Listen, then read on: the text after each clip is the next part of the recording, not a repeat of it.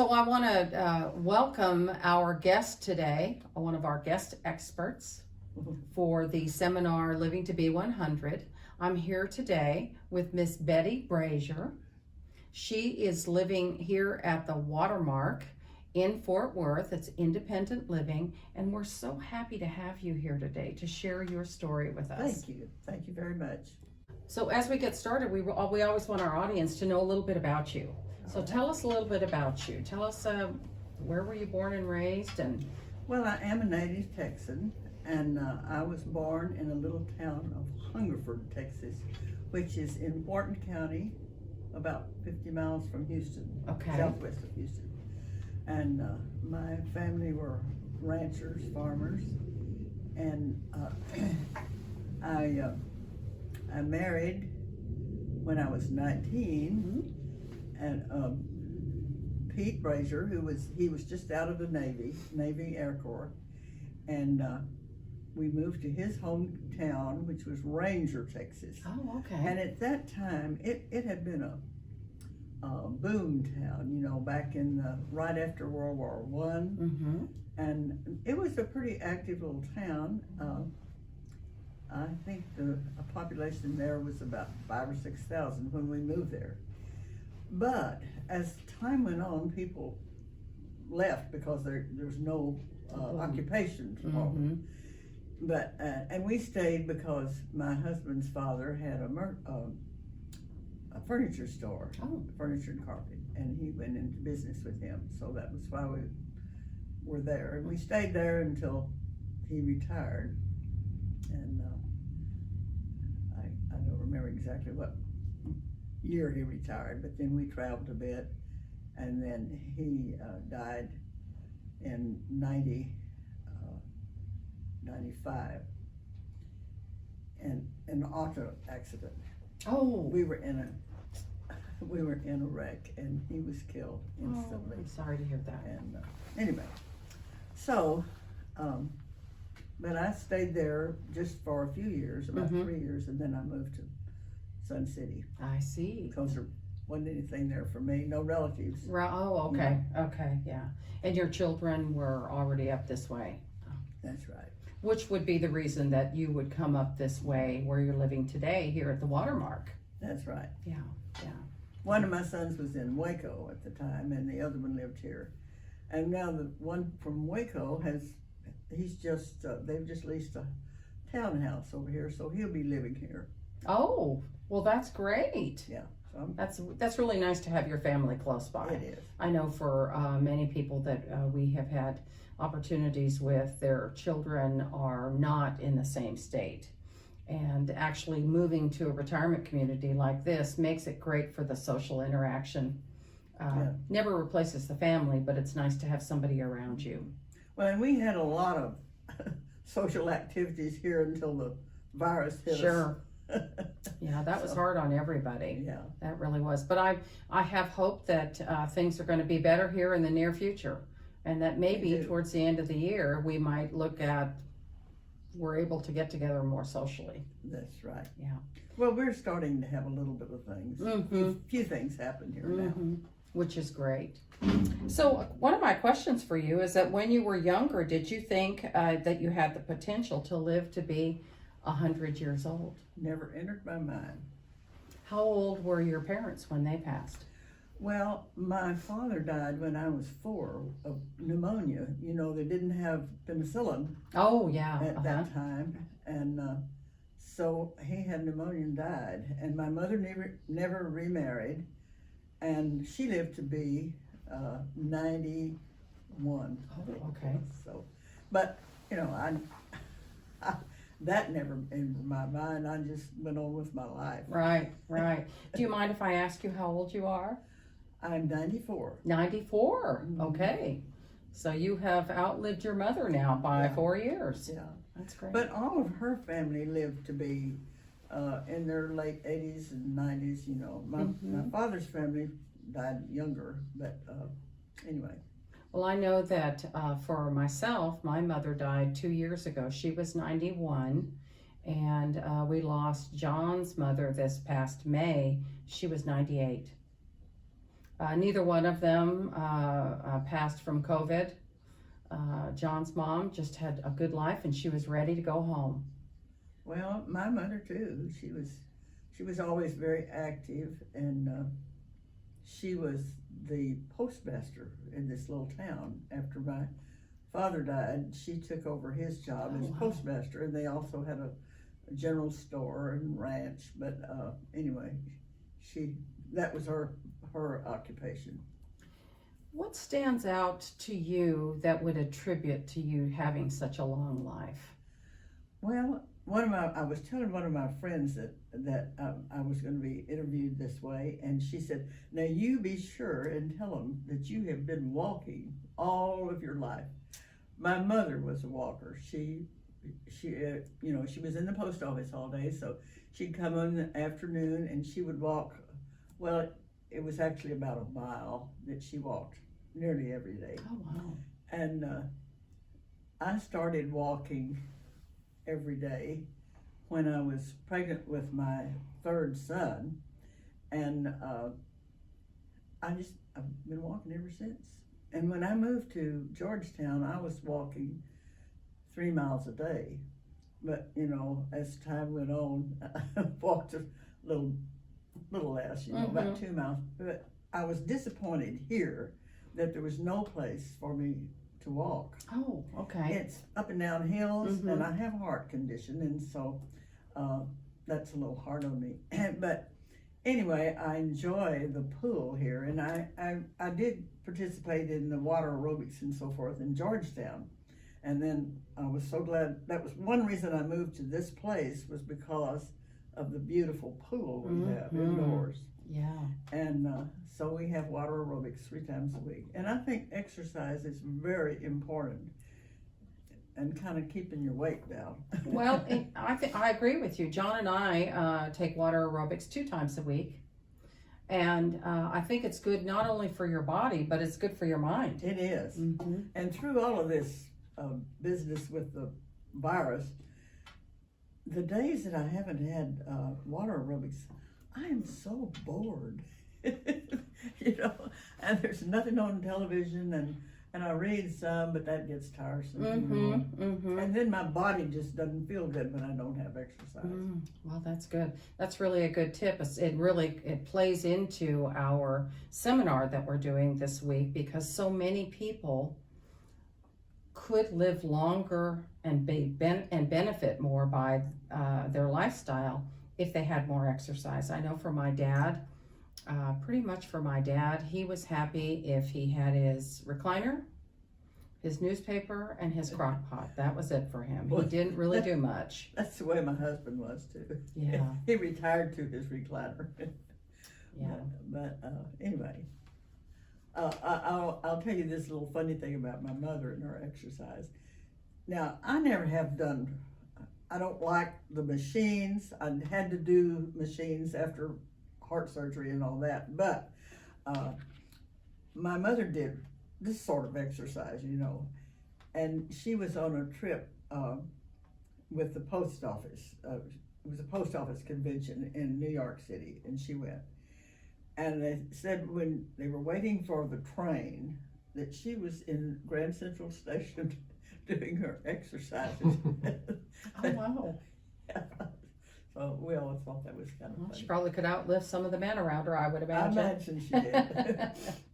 So another question for you. What are the biggest challenges that you've had to overcome as you've aged? You mentioned something about your heart. Well, that was pretty scary, of course. My doctor discovered that I had a blockage in the aorta. And so I had surgery. And he said, well, you really need to have surgery and right away. And I said, well, what will happen if I don't have it? He said, well, you'll probably have a stroke. Oh. That was the magic word. I said, let's go. So, but that was very difficult. And, I made it through Yeah, that. you did. You did. It looks like you did. And actually now probably the exercise that you've taken on with in moderation has probably been really good for your heart. Yeah, well, and it was 10 years ago that I had the heart surgery. Oh, okay. Okay. Is there anything else that comes up for you that you think was a challenge to overcome during this time? Well, I don't know. You know, I'm sorry, one of the challenges is losing people that you love. Mm-hmm. Mm-hmm. And I had my oldest granddaughter was killed in a car wreck. And 2 weeks later was when my husband was killed in a car wreck. Mm-hmm. And I'll tell you, that was pretty hard to overcome. I can imagine. But, you know, nobody wants to be around people that are sad and droopy and moaning. And I thought, I'm not going to let myself do that. And I'm worse now that, you know, the older I get, I'm more sentimental, I guess. But anyway, you know, people would say, "Oh, honey, how are you doing?" And I'm just fine. Yeah. So that was just a challenge. That was tough. Yeah, that is hard, losing loved ones. What words of advice do you have for others that are living a long life? Well, I don't know. Everybody just has to do their own thing, and whatever makes you happy. And being happy is not. My mother taught me this. Other people don't make you happy. You have to be happy within yourself in order to be happy. You can't depend on somebody to make you happy. It's got to be you. That's very good, because a lot do. A lot of people do. Yeah. And so what do you do for yourself to continually remind yourself or stay happy inside? Well, you know, stay busy. Like I do play bridge. And we couldn't play bridge for a little while. And finally, my foursome decided we were going to play bridge no matter what. And so we started playing in my apartment in kind of secret. Okay. But I play twice a week, and that kind of keeps your mind going. And then it's just fun. You know, we don't play really serious. I mean, we don't get upset if we don't win every time and all that sort of thing. It's just a good thing to be with people. That's right. Well, and that is one of the things that you'll hear when we have our interview with Dan on Thursday. Dan attributes one of the things, other than the fact that people worry so much about money, he will talk about the fact that loneliness can really have an impact on people, and how important it is to have the social interaction. A lot of times they say just that in itself will increase someone's life 4 to 5 years. And we've seen that ourselves, haven't we? Yeah.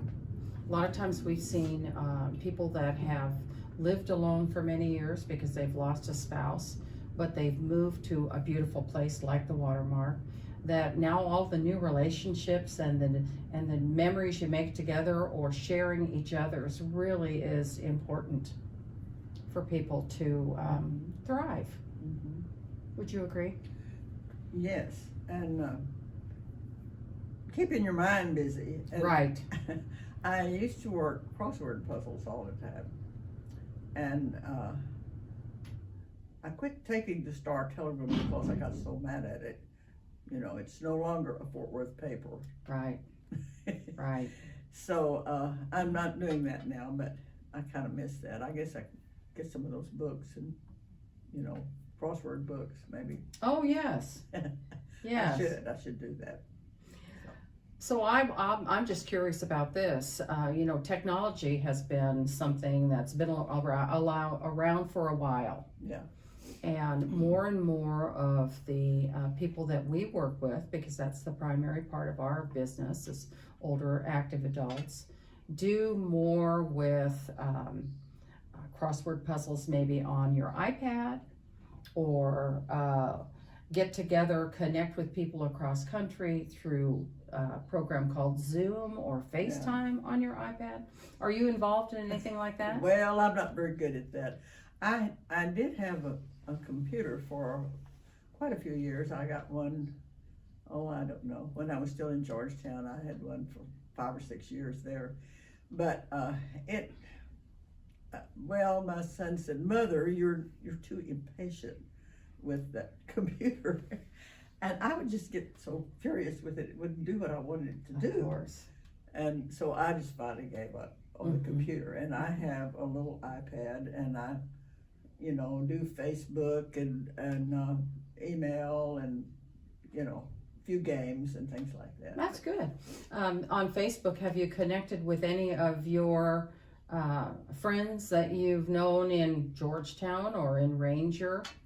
Well, yes, some, and I have a lot of younger friends. They're friends of my children that still keep up with me, and I keep up with them, which is wonderful. I went to a wedding this last weekend that was a friend's, one of my friend's granddaughter that married in Dallas, and and I saw a whole lot of these young friends that I've known through the years, watched them since they grew up, That you've probably watched them and watched them as well on Facebook, I would think. Yeah. Yeah, which is nice. Just the reality of being able to share photographs and stories that are real time happening right now. Whereas in the past, we may have had a picture of a grandchild that was when they were in kindergarten, but today they're 12 years old. But you don't have there was nothing current to hang there because they were not updated. But now everything is so today, up to the moment, which is really nice. One of the other things that I wanted to ask you, so activities that you're involved in now, swimming is one that you do, bridge is something else that you do. Is there anything else that you feel like would be a good suggestion for someone that's trying to figure out or make their way? Well, we did have little dances, and I enjoyed that.